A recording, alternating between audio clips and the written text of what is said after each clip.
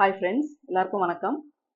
நம்ம வந்து ஒரு பிரின்சஸ் கட் ப்ளவுஸ் வந்து எப்படி ஸ்டிச் பண்ணுறது அப்படிங்கிறத பார்த்துட்டு இருக்கோம். வரிசையாக நெக் பீஸ்லேருந்து ஸ்டெப் பை ஸ்டெப்பாக ஒவ்வொன்றா எப்படி நம்ம ஃபினிஷ் பண்ணுறது அப்படிங்கிறத பார்த்துட்டு இருக்கோம். லாஸ்ட் வீடியோவில் நம்ம வந்து ஓப்பன் பீஸ் வச்சு ஃப்ரண்ட் வந்து க்ளோஸ் பண்ணி நெக் பீஸ் வந்து எப்படி வைக்கிறது அப்படிங்கிறத பார்த்தோம்.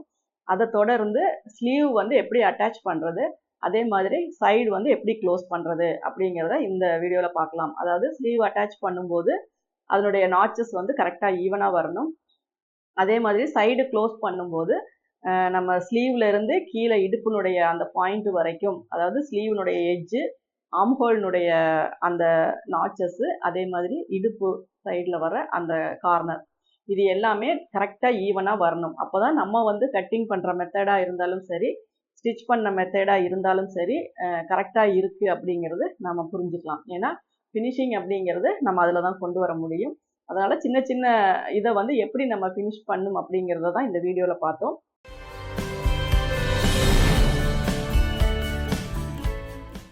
இப்போ இதில் வந்து நம்ம ஸ்லீவ் ஆல்ரெடி ரெடி பண்ணி வச்சுருக்கோம். அதே மாதிரி ப்ளவுஸ்லேயும் எல்லாமே நெக் பீஸ் வரைக்கும் எல்லாமே அட்டாச் பண்ணி வச்சுருக்கோம். இப்போ இதில் வந்து இது வந்து ஒரு பிரின்சஸ் கட் ப்ளவுஸ் அப்படின்னாலுமே உங்களுக்கு போடும்போது நமக்கு 3 டாட் மாதிரியான பிளெண்டான ஒரு கப் ஷேப் வந்து ஃபிட்டிங் நமக்கு கொடுக்கும். அதனால தான் இந்த இடம் நம்ம ஸ்ட்ரெயிட் பண்ணி இந்த இடம் நம்ம கப் ஷேப் வந்து இப்படி ஹைட் பண்ணி கொடுத்துருக்கோம். அதே மாதிரி ஒவ்வொரு சைஸுக்குமே அதுக்கு தகுந்த மாதிரி நம்ம ஃப்ரண்ட் போர்ஷன் வந்து நம்ம கட் பண்ணுவோம். இப்போ இதில் வந்து ஸ்லீவ் எப்படி அட்டாச் பண்ணுறது அப்படிங்கிறத பார்க்கலாம். எப்போ ஸ்லீவ் வைக்கும்போது டீப்பான பாயிண்ட் வந்து ஃப்ரண்ட்டில் வரணும். இந்த நாச் வந்து ஃப்ரண்ட்டில் வரணும். அப்போ அதுக்கு தகுந்த மாதிரி எந்த ஸ்லீவ் அப்படிங்கிறத பார்த்துக்கோங்க. இப்போ இந்த நாச்சும் இந்த இதுவும் வந்து ஃப்ரண்ட் போர்ஷன். இந்த இது நம்ம வந்து பேக் வந்து பார்த்தீங்கன்னா அப்படியே கட் பண்ணியிருப்போம். ஃப்ரண்ட்டில் மட்டும்தான் இந்த டீப் கட் பண்ணியிருப்போம். அப்போ இது வந்து ஃப்ரண்ட்டில் வரணும். இந்த டாட் பிடிக்கிற ஏரியாவில் இது வரணும். இப்போ இதை வந்து நம்ம இதில் வச்சு மேட்ச் பண்ணி பார்க்கலாம். கரெக்டாக இந்த சென்டரில் இருந்து இதை அப்படியே நீங்கள் லூஸ் கொடுத்து இப்படியே கொண்டு போகும்போது இது ரெண்டும் நம்மளுக்கு ஈவனாக வரணும். அதே மாதிரி இந்த சைடில் இந்த ஃப்ரண்ட்டை வந்து நீங்கள் கரெக்டாக இந்த பாயிண்டில் வச்சுட்டு நீங்கள் இதில் அப்படியே ஸ்டிச் போட்டுட்டே வரும்போது இதுவும் ரெண்டும் நம்மளுக்கு ஈவனாக வரணும். அப்போ தான் வந்து நம்ம இந்த இடம் ஜாயின் பண்ணும்போதும் அந்த பாயிண்ட் வந்து கரெக்டாக வரும். இப்போ இது கரெக்டாக வரனால இதை நம்ம அப்படியே வச்சு ஸ்டிச் போட்டுக்கலாம். ஒரு சிலர் வந்து இங்கேருந்து ஸ்டார்ட் பண்ணுவீங்க, மிடில் இருந்து ஸ்டார்ட் பண்ணலாம் அப்படின்னு சொல்லி பண்ணும்போது என்னாகும் அப்படின்னா உங்களுக்கு இந்த இடத்துல வர்ற ஃபினிஷிங் வந்து மிஸ் ஆகும். ஏன்னா இங்கேருந்து நீங்கள் திடீர்னு ஸ்டார்ட் பண்ணுவீங்க, அப்போ அது வந்து ஒரு ஷேப்பாக போயிடும். அப்புறம் இங்கேருந்து பேக்கில் ஸ்டார்ட் பண்ணும்போதும் அதுவும் வந்து ஒரு மாதிரி ஒரு வி ஷேப்பு மாதிரி, இல்லை அந்த ஸ்டார்ட் பண்ணுற இடத்துல 2 தையல் வந்து ஜாயிண்ட் ஆகிறனால ஒரு ஈவனாக இல்லாமல் போகும். நமக்கு இந்த இடம் எப்படி வரணும்னா கரெக்டாக இந்த 1/2 இன்ச்சு தையல் ஒரே அளவாக வரணும். அப்போ தான் நமக்கு இந்த ஷோல்டர் சைடு வந்து நீட்டாக கிடைக்கும். இப்போ இந்த இடம் வந்து நம்ம மேட்ச் பண்ணிக்கலாம். 1/2 இன்ச்சு கேப் விட்டு அப்படியே நீங்கள் லூஸ் பண்ணிக்கோங்க.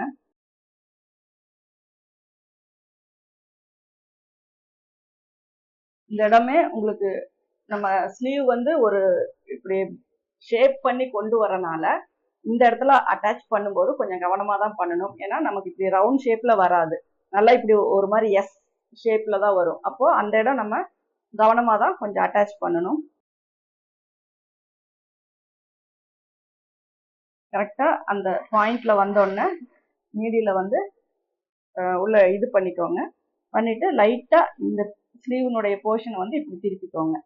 திருப்பிட்டு இதே அளவில் அப்படியே கொண்டு வந்துடுங்க. அந்த நீடில் பாயிண்ட்டை மட்டும்தான் நிறுத்துகிறோம், துணியை வந்து சேஞ்ச் பண்ணுறோம். ஸ்டிச்சஸை வந்து நம்ம எந்த அலைன்மெண்ட்டும் பண்ணல. அதே 1/2 இன்ச்சு கேப்பில் அப்படியே கொண்டு வந்துடுங்க.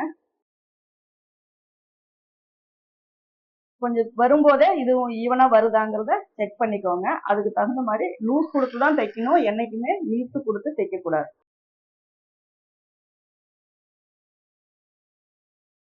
இப்போ இதில் நம்ம ஸ்டிச் போட்டாச்சு. பார்த்தீங்கன்னா எல்லாமே ஒரே 1/2 இன்ச்சு தையல் தான். நம்ம எந்த அளவுக்கு துணி விடுறோமோ, கிளாத் சீம் அலவன்ஸ் விடுறோமோ அந்த அளவுக்கு நம்ம தையல் போட்டோம்னா தான் அந்த ஃபினிஷிங் வந்து நமக்கு நீட்டாக கிடைக்கும். அதே மாதிரி 2வது தையல் போடுறேன்.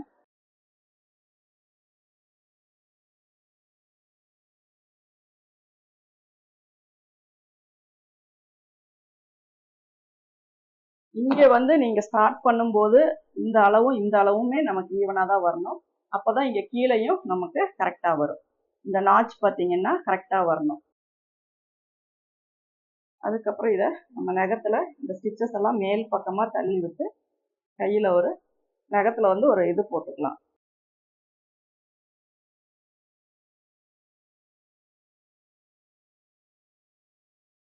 இந்த இடம் பார்த்தீங்க அப்படின்னா இந்த ஷேப் வந்து உங்களுக்கு கரெக்டாக இருக்கும். இது இந்த இடத்துல நிறைய பேர் கேட்பாங்க, இது ஏன் இப்படி இந்த இடத்துல இழுத்த மாதிரி இருக்கு அப்படின்னு சொல்லிட்டு. இதில் பேக்கில் வந்துட்டு நமக்கு வந்து எந்த ஒரு டீப்புமே நம்ம கட் பண்ணல. ஆனால் ஃப்ரண்ட்டில் என்ன பண்ணியிருக்கோம்னா இந்த இதுலேயும் பாடியிலையும் நம்ம டீப் கட் பண்ணியிருக்கோம், ஸ்லீவ்லையும் டீப் கட் பண்ணியிருக்கோம். அதனால் அது நம்ம உடம்புல போடும்போது தான் கரெக்டான அந்த பொசிஷனுக்கு வருமே தவிர நம்ம இப்படி கீழே வச்சு பார்க்கும்போதே அது வந்து கரெக்டான பொசிஷனுக்கு வராது. ஏன்னா இந்த இடம் துணி சேர்த்து பிடிச்சிருக்கோம், இங்கே வந்து துணி நிறைய விட்டு பிடிச்சிருக்கோம். அப்போ அதுக்கான ஒரு இது வந்து இங்கே தெரியுமே ஒழிய நீங்கள் பாடியில் போடும்போது அது நமக்கு, ஏன்னா நிறைய பேர் கேட்பாங்க இப்படி ஸ்லீவ் இப்படி வச்சுட்டு இது பார்த்தீங்கன்னா இங்கே இழுத்த மாதிரி வருது அப்படிம்பாங்க. அது உள்கை வெட்டி இருக்கிறனால அது அப்படிதான் வரும். ஏன்னா அது நம்ம பாடிக்கு தகுந்த மாதிரி தான். இப்படி நம்ம இப்படி உட்கார்றோம் அப்படின்னா இந்த இடம் துணி கம்மியாக இருக்கும், பேக் சைடில் வந்து துணி அதிகமாக தேவைப்படும். அப்போ அதுக்கு தகுந்த மாதிரி தான் நம்ம ஸ்லீவ் கட் பண்ணுறோம். அதனால இப்படி பார்க்கும்போது அந்த டிஃப்ரென்ஸ் வரதான் செய்யும். இப்போ இதுக்கு அடுத்தது வந்து இந்த பக்கம் அதே மாதிரி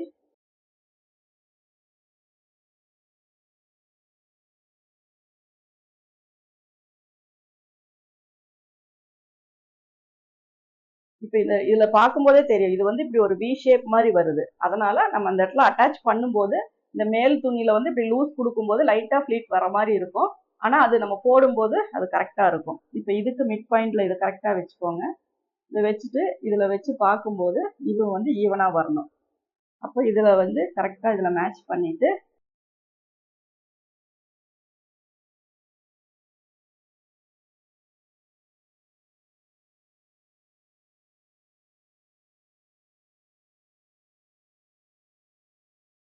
அதே மாதிரி கரெக்டாக இந்த சென்டர் பாயிண்ட்டும் இதை வந்து நீங்கள் லூஸ் கொடுத்து தான் தைக்கணும், இழுத்து தைக்கக்கூடாது.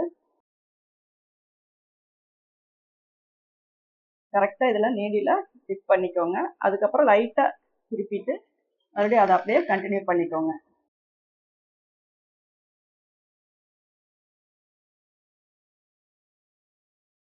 இதே மாதிரி பேக் ஆம்கோல்லையும் கொண்டு வந்து பேக் நாச்சையும் கொண்டு வந்து மேட்ச் பண்ணிக்கோங்க. இதில் இன்னொரு ஸ்டிச் போட்டுக்கலாம்.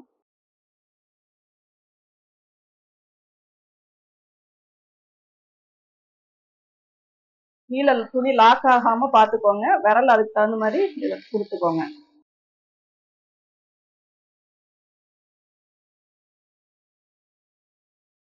இது நல்லா நகத்தில் ப்ரெஸ் பண்ணிக்கோங்க.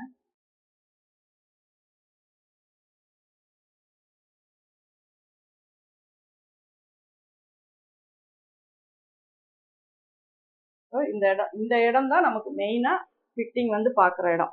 நம்ம ஷோல்டர் கிட்ட நெக்கும் இந்த இடம் தான் நமக்கு கரெக்டாக ஸ்டிச்சிங் ஆகணும். எல்லாருமே ப்ளவுஸில் அதை தான் எதிர்பார்ப்பாங்க. அதனால தான் இந்த இடம் வந்து நம்ம நீட்டாக சுருக்கம் இல்லாமல் தைக்கணும்னு சொல்கிறது. இப்போ இதில் வந்துட்டு நம்ம என்ன பண்ண போகிறோம் அப்படின்னா, இந்த இடுப்புக்கான சுற்றளவு வந்து நம்ம ஏற்கனவே பேக்கில் மார்க் பண்ணியிருக்கோம், அதே மாதிரி ஃப்ரண்ட்லேயும் மார்க் பண்ணிக்கலாம்.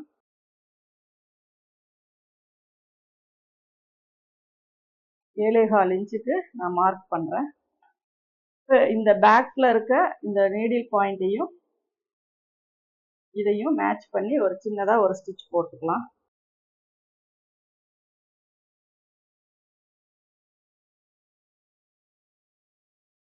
அதே மாதிரி இந்த சைடும் இடுப்பு சுற்றளவில் 1/4 இந்த வி பட்டியை விட்டுட்டு ஏழே காலுக்கு ஒரு பாயிண்ட் வச்சுக்கோங்க. இதை ரெண்டையும் மேட்ச் பண்ணிக்கோங்க. இந்த பாயிண்ட் எங்கே இருக்கோ, நீடில் மார்க் எங்கே இருக்கோ அந்த இடத்துல நீடில் மார்க் இதை மார்க்கிங் ரெண்டையும் ஒன்றா வச்சு ஒரு பேக் ஸ்டிச் போட்டுக்கோங்க. இதுக்கப்புறம் நீங்கள் மெஷர் பண்ணி பார்த்துக்கோங்க. இப்போ எனக்கு தேவை வந்து 29 தான் வேணும். ஆனால் இதில் இப்படி இழுக்கும்போது எக்ஸ்பெண்ட் ஆகும்போது கிட்டத்தட்ட ஒரு 1 இன்ச் வந்து அதிகமாக வருது. அப்போ அடுத்த ஸ்டிச் நான் போடும்போது உள்பக்கமாக 1 இன்ச்சுக்கு வந்து நான் குறைச்சி போடணும். அதனால தான் இதை வந்து நம்ம மேட்ச் பண்ணி கரெக்டாக இருக்கான்னு செக் பண்ணுறோம். இந்த இடம் வந்து நம்ம ஏலேகால் தான் வச்சோம். ஆனால் துணி எக்ஸ்பெண்ட் ஆகிறனால உங்களுக்கு ஒரு 1 இன்ச் வந்து இழுத்து கொடுக்குது. அப்போ மறுபடியும் அடுத்த தையல் போடும்போது நம்ம இன்னும் கொஞ்சம் உள்ள தள்ளி போடுவோம். அப்போ தான் அந்த 3 ஸ்டிச் ஈவனாக போட முடியும். இல்லாட்டினா ஃபஸ்ட்டே 3-4 ஸ்டிச்சை நம்ம போட்டுட்டோம் அப்படின்னா அது வந்து சைடில் பார்க்கும்போது அவ்வளோ நீட்டாக இருக்காது, அந்த ஃபினிஷிங் இருக்காது. அதனால் ஃபஸ்ட்டு ஒரு மார்க் போட்டுட்டு, இத்தனைக்கும் அளந்து தான் மார்க் போட்டோம், ஒவ்வொருலேயும் நீடில் மார்க் போட்டு தான் போட்டோம். அப்போவும் துணியினுடைய இதனால அது எக்ஸ்பெண்ட் ஆகிருக்கு. அப்போ அதுக்கு தகுந்த மாதிரி நம்ம இந்த இடத்துல உள்ள தள்ளி ஒரு ஸ்டிச் போட்டோம் அப்படின்னா சரியாயிரும். இப்போ அதே மாதிரி கைக்கு வந்து கை வந்து அந்த மாதிரி ஆகாது, ஏன்னா இது ஒரே கிளாத்து தான். அதனால நம்ம ஏற்கனவே போட்டிருக்க இந்த நீடில் மார்க்கை வச்சு இதையும் நம்ம இப்படி இழுத்து பிடிச்சிட்டோம் அப்படின்னா கரெக்டாக ஸ்ட்ரைட்டாக உங்களுக்கு 3 ஸ்டிச்சு நீங்கள் போட்டுக்கலாம்.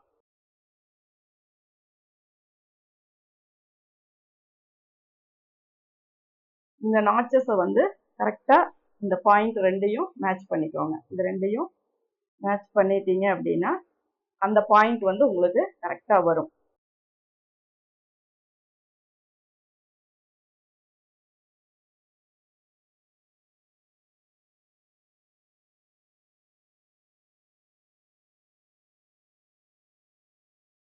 இதை நிறுத்திட்டு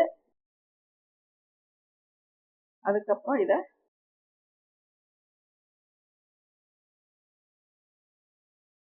நல்லா இந்த சைடு இப்படி நல்லா இழுத்து விட்டுக்கோங்க. யோக் இருந்தால் தான் அந்த பீஸ் ஜாயிண்ட் எல்லாம் நம்ம மேலே எடுத்து விடணும். இதில் யோக் இல்லை. இப்போ எங்கே ஸ்டிச் போடணுங்கிறத நீங்கள் பாயிண்ட் பண்ணிவிட்டு அதுக்கு நேராக ஸ்டிச் கொண்டு வாங்க.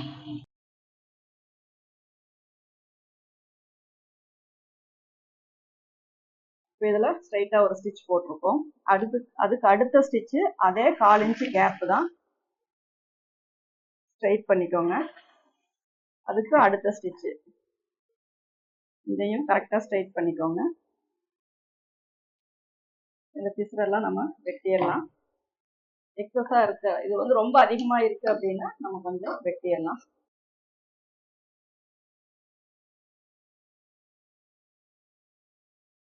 சைடில் வந்து இப்படி தான் நம்ம வந்து சைடு க்ளோஸ் பண்ணணும். ஏன்னா நம்ம ஸ்டிச்சஸ் எல்லாம் அங்கேயும் இங்கேயும் அன்ஈவனாக போட்டோம் அப்படின்னா நீட்டாக இருக்காது. அதனால தான் 3 தையல் வந்து நம்ம கரெக்டாக போடணும். இந்த எட்ஜும் சரி, இந்த ஸ்லீவனுடைய எட்ஜும் சரி, இந்த பாயிண்ட்டும் சரி, எல்லாம் கரெக்டாக நமக்கு ஒரே மாதிரி வரணும். ஃபஸ்ட்டு வந்து ஃபினிஷிங் வந்து நம்ம அதில் தான் செக் பண்ணுவோம். அடுத்தது அடுத்த கை வந்து கரெக்டாக அந்த 2 நீடில் பாயிண்ட்டையும் ஒன்றா வச்சுக்கோங்க. அதுக்கப்புறம் இங்கே கீழே இருக்கிறத நல்லா இப்படி இழுத்துட்டு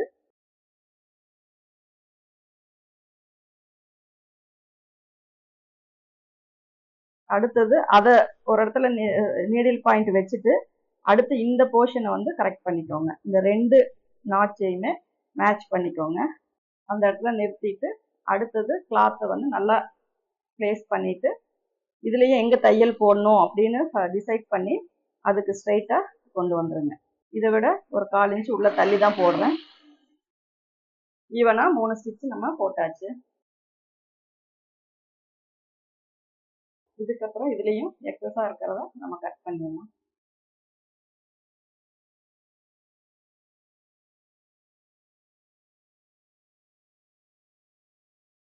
ஒன்றரை இன்ச்சு தான் வச்சோம் சைடில் சீம் அலவன்ஸ். அதே மாதிரி இடுப்பு சுற்றளவு கரெக்டாக தான் வச்சோம். டாட்டுக்கு 1 இன்ச்சு தான் விட்டோம்.